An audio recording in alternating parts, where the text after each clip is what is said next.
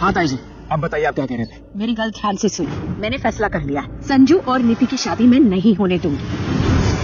और परी तो कुछ भी बोल, तेरे कहने से या किसी और के कहने से भी ना, मैं अन्याय नहीं होने दूंगी। पहले से ही बहुत गलत हो चुका है, नीति की वजह से मैं सबके साथ गलत नहीं होने दूंगी, समझी तो।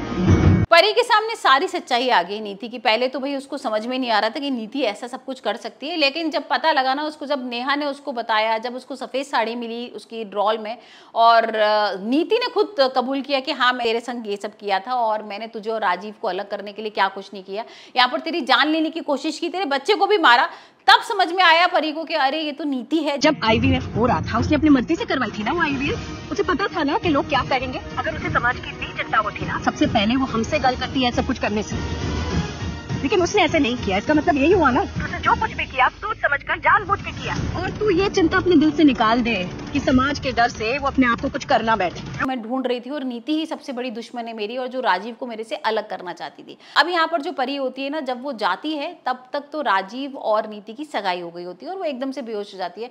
हमने देखा ही था किस तरीके से यहाँ पर नीति उसका एक्सीडेंट कर देती है, उसको मारने की कोशिश करती है, लेकिन उसकी मौत नहीं होती है। और जब वो पहुंचती है तो बहुत बेहोश वगैरह हो जाती है। और यहाँ के तालों के डर से ना वो मरने वाली नहीं है। अब चंडीगढ़ या पिंड में नहीं रहेंगे, हम किसी ऐसी जगह जाकर रहेंगे जहाँ पर कोई भी हमें नहीं जानता। कोई बच्चा पैदा करना है ना, तो वो समाज से दूर ऐसी जगह जाकर पैदा करेगी जहाँ उसे कोई नहीं जानता। लेकिन यहाँ पर ना वो राजीव को और घर वालों को बता नहीं पाती सच, क्योंकि एकदम से उसकी तबीयत खराब हो जाती है। और फिर हम देख रहे हैं कि जैसी वो ठीक होती है तो वो गुरविंदर के पास पहुंचती है, गुरविंदर को बताती है सारी सच्चाई कि ऐसे ऐसे हुआ था, नीति ही सब कुछ कर रही थी और नीति सबसे बड़ी दुश्मन है, और यहाँ पर नीति ने आपको मारने की भी कोशिश की थी। और गुरविंदर यहाँ पर भी इस तरह का पागल वाला ड्रामा करती है कि उसको कुछ पता ही नहीं था जैसे। और फिर उस बच्चे को हमें सौंप देगी, हम उस बच्चे को अपना लेंगे। ये शादी वादी कुछ नहीं होने वाली, बस कल खत्म। यहाँ पर परी को सांत्वना देती है कि तू चिंता मत कर, मैं तेरे साथ हूँ, और हम कोई एक दिन आएगा जब बताएंगे। अभी राजीव को कुछ नहीं बताने वाले हैं।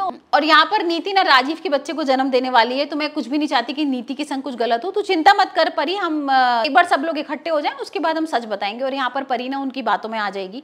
लेकिन वहीं दूसरी तरफ हम देख रहे हैं गुरविंदर, बेबे और नीति भाई पर परी को मारने की प्लानिंग कर रहे हैं। वो लोग सोच रहे हैं कि भाई जिस दिन नीति की शादी होने वाली होगी ना, वैष्णो देवी में इन लोगों की शादी हो रही है, तो यहाँ पर माता के दरबार में जैसे कहीं शादी हो रही होगी, उससे पहले ही किसी पहाड़ों के ऊपर से ना परी को धक्का दे देंगे और परी हमेशा के लिए मर जाएगी। तो अब देखते हैं आने वाले एपिसोड में क्या ये जो प्लानिंग कर रहे हैं ये हो पाएगी, क्या परी की मौत हो जाएगी, या उससे पहले ही परी राजीव को सारा सच बता देगी।